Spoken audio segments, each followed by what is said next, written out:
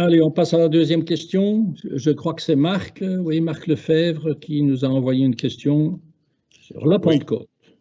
Oui, voilà. Donc, pour ceux qui écoutent la radio le matin, ce lundi matin vers 7h40, nous avons pu entendre que la commune avait à nouveau réfléchi sur le protocole à proposer aux diverses compagnies pour la prochaine Pentecôte. Est-ce que vous savez nous en dire plus? Merci. Oui. C'est évidemment l'échevin du folklore qui va vous répondre. Oui, merci pour ta question, Marc. Effectivement, nous avançons donc à grands pas, mais malheureusement sans savoir si cela aboutira. Il est certain que le 24 mai 2021 ne connaîtra pas une Pentecôte traditionnelle et semblable à celle des autres années, mais nous nous battons pour qu'elle ne ressemble pas non plus à celle de 2020. Le comité du 13 avait lancé un protocole en décembre 2020. Il faut rappeler qu'à l'époque, nous espérions pouvoir fêter Noël et le Nouvel An en famille et que tout serait rentré dans l'ordre début janvier 2021. Et comme vous le savez, ça n'a pas été le cas. Par après, le collège a accepté de reprendre en main le protocole, l'a légèrement retravaillé pour le soumettre au bourgmestre voisin et à notre zone de police. Le 8 février, nous avons réuni les bourgmestres et échevins du folklore des communes participantes, donc Florène, Walcourt, Mettey, afin de présenter le travail effectué et récolter les avis, les remarques et les modifications à y apporter. Nous étions tous d'accord sur le fait qu'il fallait faire quelque chose, si et seulement si les conditions et les règles du fédéral le permettent, afin de faire vivre à nouveau notre folklore. Le jour même, nous avons présenté et recueilli les remarques d'Alain Ball, chef de corps de notre zone de police. Ensuite, avec M. le bourgmestre, M. Ball et M. Scutnel, donc collaborateurs de la commune et chargés des questions Covid, nous avons présenté le protocole à M. Yves Copiters, épidémiologiste connu et reconnu, professeur de l'ULB et consultant pour la RTBF. Il a tout de suite compris la démarche et a soutenu le fait qu'il faille préparer un plan B en cas d'allègement radical des mesures imposées. Il a mis l'accent sur certains points qui semblent incontournables en cas de Pentecôte 2021. Le port du masque, le gel hydroalcoolique à chaque arrêt, le respect des distanciations sociales, les arrêts boissons et repas en extérieur, l'importance de la bulle de 10, donc c'est-à-dire que chaque marcheur devra rester dans sa bulle pendant les arrêts et les repas et devra porter un masque lorsqu'il quitte celle-ci ou lorsqu'il rencontre quelqu'un d'autre. Pas de vente de gouttes, pas de mardi de Pentecôte, porter une attention particulière à la gestion des foules et la responsabilité de chaque soldat, officier, pèlerin, etc., et l'importance d'appliquer et de faire appliquer les règles particulières à cette édition. Suite à ces discussions, le collège a pris la triste décision d'annuler les cassages du verre en présentiel, mais invite les compagnies à se réinventer en faisant, par exemple, un cassage du verre en visioconférence afin de préparer une possible marche.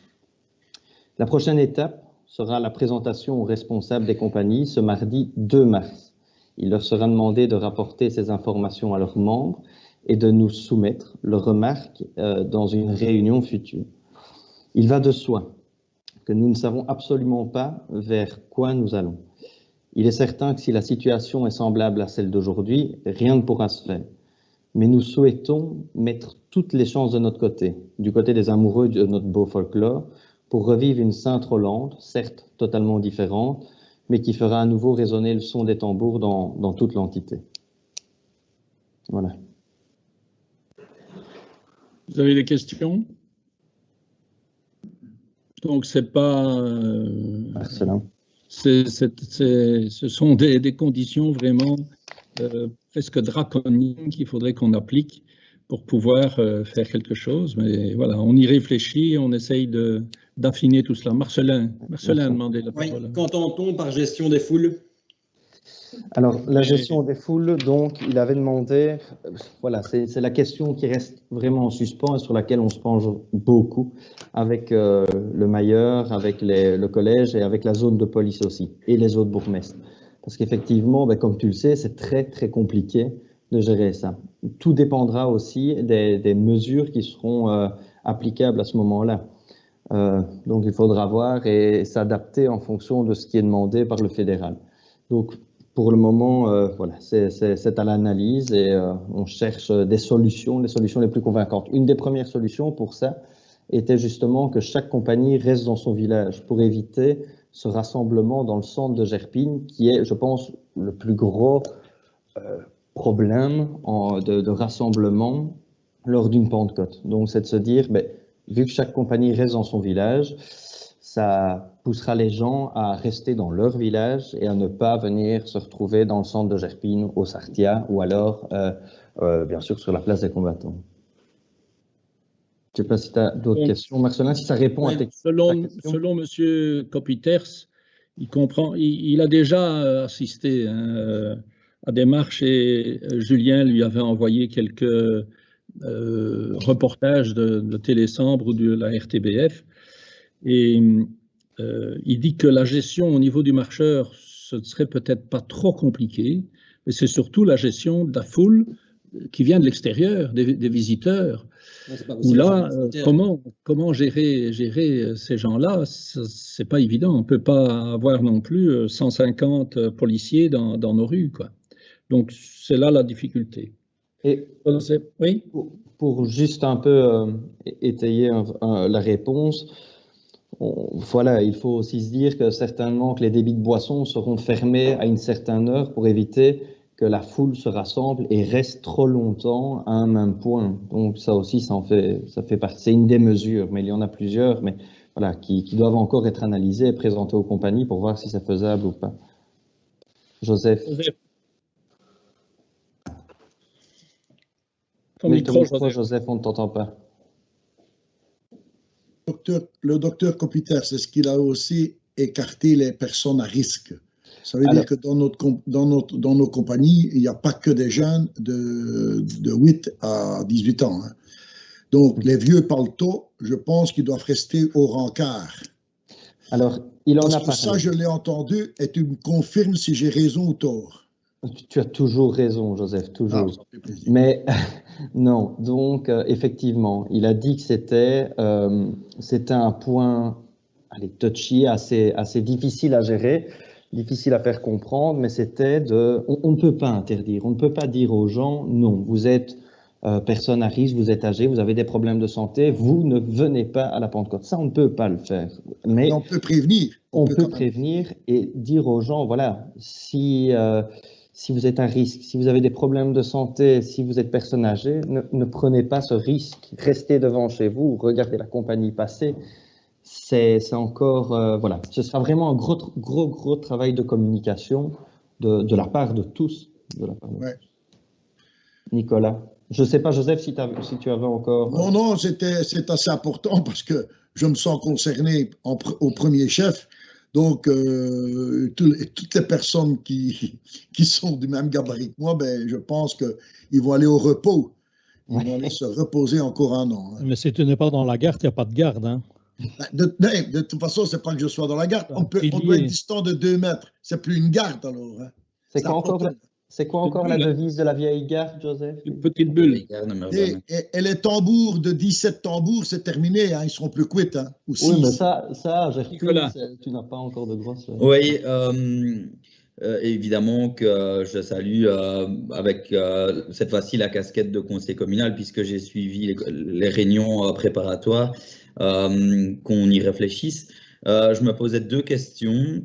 Une par rapport à la gestion, je vais pas dire, parce qu'on parle souvent des marcheurs dans la Pentecôte, mais il va y avoir la gestion des pèlerins, mais aussi la gestion des suiveurs, on va dire. Et je vais même dire des suiveurs sans vouloir être machiste, puisqu'on sait bien que, voilà, sans rentrer dans le débat, on a quand même pas mal, on aura cette gestion-là où il y a pas mal de femmes qui ne peuvent déjà pas marcher, elles ne peuvent pas être doublement punies non plus pendant cette Pentecôte, à ne pas pouvoir en plus venir assister à notre folklore. Mais c'est juste, je ne dis pas, je n'accuse personne, je dis que c'est un élément sur lequel on doit réfléchir, selon moi. Et alors sur la jurisprudence que ça pourrait causer pour les autres marches. parce que je me doute bien que la Pentecôte, si je dis pas de bêtises, non, je ne dis pas de bêtises, ouvre le bal de nos marches pour la suite. Et je vois difficilement comment on va pouvoir justifier, si on arrive à un protocole là, est-ce qu'il compte être poursuivi pour les autres marches? Et difficile de dire non dans ce cas-là. Donc, selon moi, la réponse devrait être oui. Enfin, je vous pose la question, mais pour moi, c'est difficile. Et une autre question, c'est pareil, c'est la jurisprudence que ça pourrait créer pour d'autres rassemblements. J'ai quand même du mal. Je sais bien qu'on a Gerpine et que c'est sacré, mais je sais bien aussi que tout le monde ne jure pas Sainte-Rolande non plus tous les soirs et qu'il risque d'y avoir d'autres demandes. Et donc, un peu voir quel est le positionnement par rapport à ces autres demandes qui pourraient venir d'autres aspects que la Sainte-Rolande, même si je ne remets pas du tout en cause ce qui a été proposé ici. Oui. Alors, je vais peut-être commencer par ta deuxième question, donc au niveau des marches futures. Effectivement, j'espère deux choses. Premièrement, que la campagne de vaccination aura un petit peu progressé et qu'on en sera un peu plus loin. Donc, que les gens, voilà, une bonne partie des personnes sera vaccinée. Alors, oui, donc pour les marches, les plus petites marches de village au sein de l'entité, j'espère que ça pourra se faire. Maintenant, comme pour ces petites marches, tout comme pour la Pentecôte, voilà, dépendront des mesures. Si à ce moment-là, on a une augmentation, on ne sera pas faire de miracle, mais c'est sûr que ce protocole-là sera et devra être adapté aux autres marches et aux autres événements aussi. Donc ça, je l'avais déjà dit en croisant quand je croise par exemple Aurélie Berthe, chef de musique, je lui dis, voilà, réfléchissez déjà au plus vite. Et ça, c'est un appel que je fais à tous les autres membres d'association.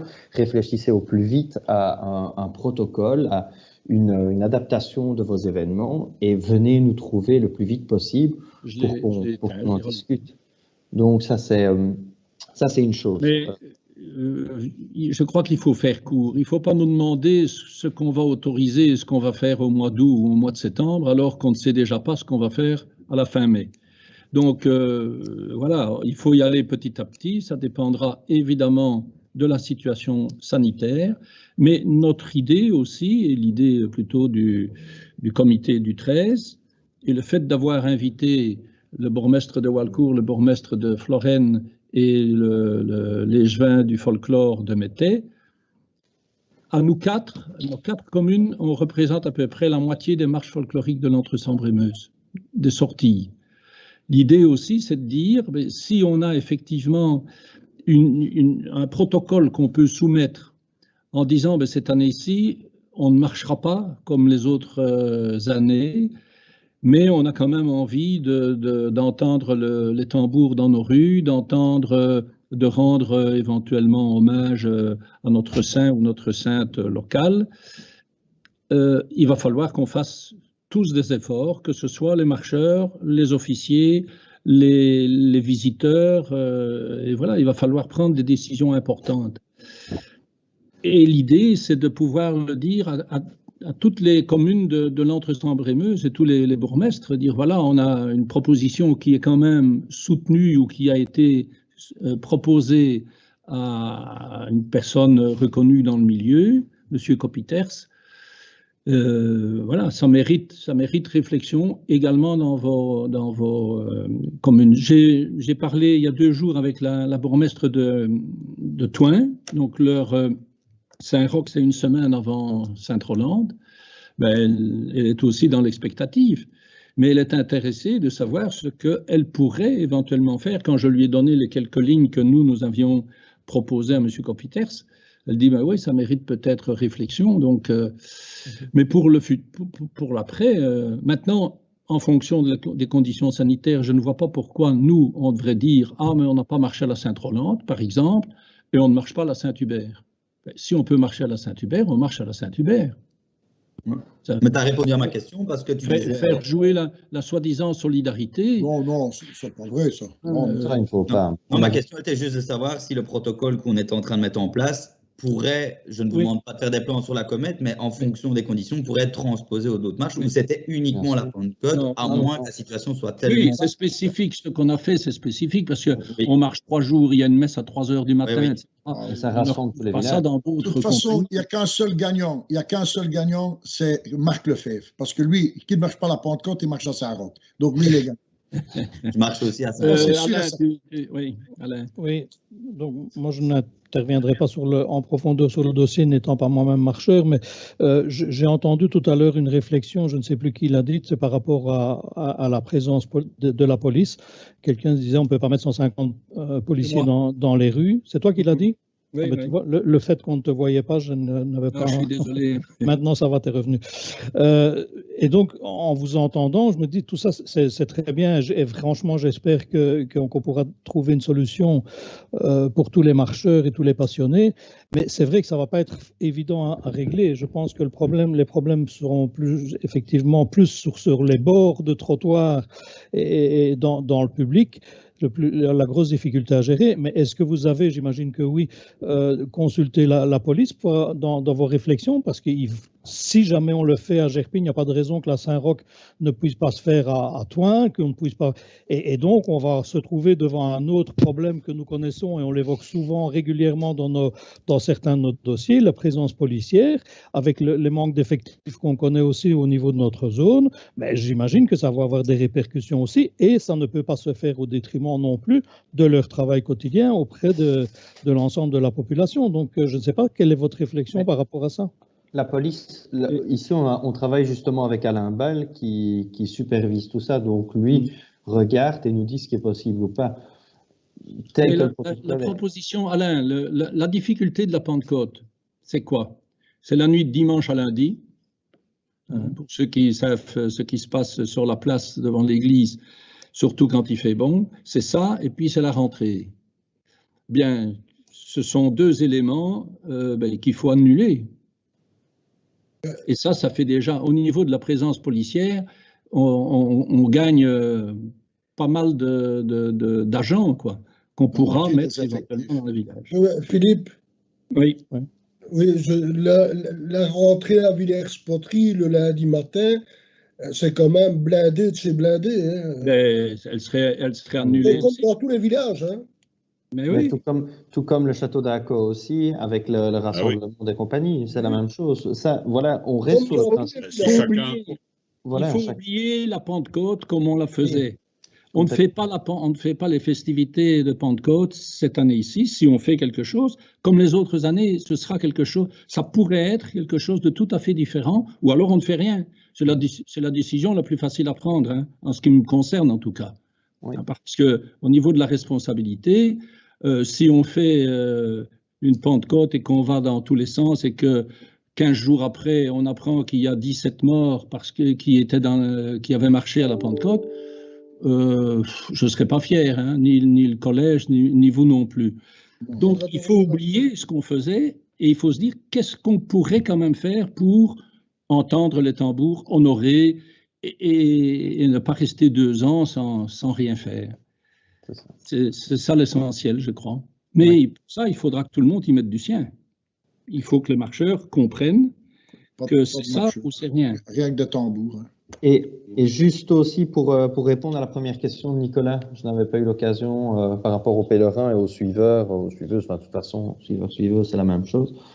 Au niveau des pèlerins, oui, il y a un protocole qui a aussi été défini. On a concerté donc Aimé et Philippe Pardons pour justement leur soumettre. Donc eux aussi savent déjà bien plus ou moins comment ça va se passer. On les verra, ils seront invités aussi à la réunion de mardi. Et alors pour les suiveurs, le but c'est ça, c'est de pousser les gens à rester dans leur village. Donc de dire, voilà, si vous êtes pèlerin, inscrivez-vous en tant que tel, respectez aussi la bulle de 10 personnes. Et pour les suiveurs, restez chez vous, regardez la compagnie de votre village qui passe. Je crois Julien, je crois qu'il ne faut pas entrer dans les détails. Oui, non, mais c'était juste pour répondre, il y a un protocole. Que ce n'est pas évident et que ça dépendra de la situation sanitaire. Bon, il ne faut pas rêver. Il n'y aura pas 70% de la population qui sera vaccinée le 24 mai. Hein. Voilà. Donc, il y a des choses qu'on pourrait faire. Alors, est-ce qu'on les ferait ou pas? Ça, c'est à voir. Et ça va dépendre aussi des compagnies, parce que ce qu'on va leur proposer, ils vont peut-être dire, ah, mais nous, ça ne nous intéresse pas. Hein. Alors non, si on ne peut pas faire ça, si on ne peut pas faire ça, tout ça est compliqué. Habituellement, les compagnies, qu'est-ce qu'elles font après le cassage d'hiver? Elles font du porte-à-porte pour aller quémander, si je puis dire. On donne une carte de soutien. Est-ce qu'on peut le faire au point de vue sanitaire? Normalement, non. Garder faim et froid, ils vont pendre leur truc à la poignée de porte. Enfin, donc voilà, tout ça est compliqué. Si on fait quelque chose, ce sera totalement différent de la Pentecôte. Voilà, ça c'est ce qu'il faut se dire, je crois. Mais d'un autre côté, c'est un beau challenge à essayer de proposer. Et voilà. Maintenant, je vous assure que quand j'ai vu le journal télévisé le week-end dernier, le monde qu'il y avait à la côte, le monde qu'il y avait dans le bois de la Cambre, le monde qu'il y avait au barrage de l'Odeur, j'ai vu un mariage ici. Oui, les gens qui sont venus dans la salle, il n'y a pas eu de problème. Ils étaient le nombre qui était autorisé, mais dans la cour de la commune, moi, je n'allais pas descendre parce qu'il y avait 30 personnes dans la cour, sans masque, etc. Enfin, il y avait des gens qui avaient des masques, mais pas tout le monde. On aura des problèmes comme ça, hein. C'est sûr. Donc, on réfléchit. Ben, je crois qu'on est tous marcheurs, hein, à peu près, hein, donc on est quand même sensible à ça. Et bon, ça me ferait plaisir quand même d'entendre les tambours. Ne fût-ce que si c'est Julien qui passe devant. De toute façon, on peut faire passer que les tambours, hein, si on veut. Il y a plusieurs solutions, il y a plusieurs idées. Oui, on essaie toujours de défendre la plus optimiste, voir si elle est réalisable. Après, on verra en fonction. En fonction toujours des conditions et des mesures. On ne dépend que de ça. Allez, on vous tient au courant pour le prochain conseil, on en reparlera. Oui. Ça va?